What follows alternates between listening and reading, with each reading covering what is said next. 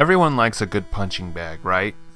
Well, for Famicom fans, the biggest punching bag on the system seems to be Spelunker by Irem, at least from what I can gather. Spelunker was originally a PC game made by Micrographics Image for Atari 8-bit computers in 1983.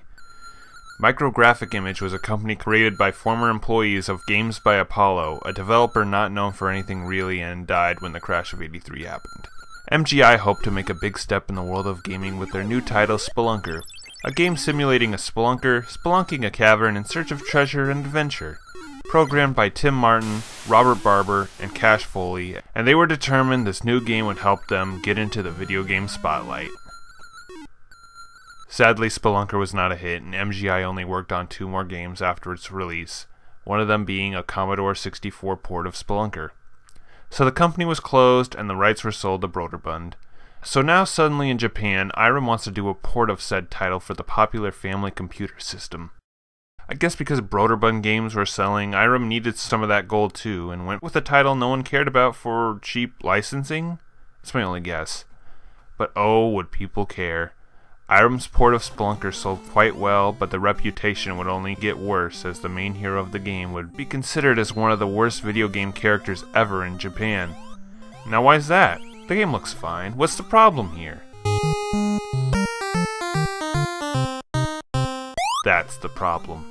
Spelunker's controls aren't exactly perfect, which doesn't help the fact your Spelunker character dies if he falls 3 pixels, pretty much killing any enjoyment out of this game.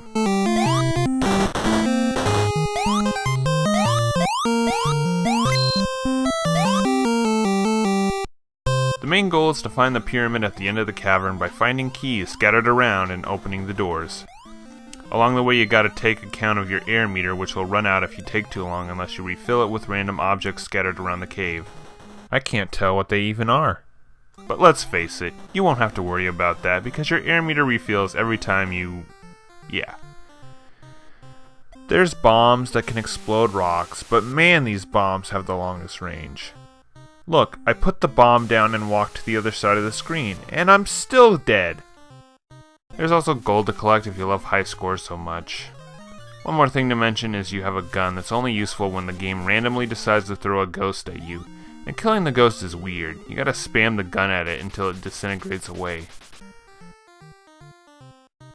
Really, the gun and the ghost feel pointless and add nothing but a minor distraction.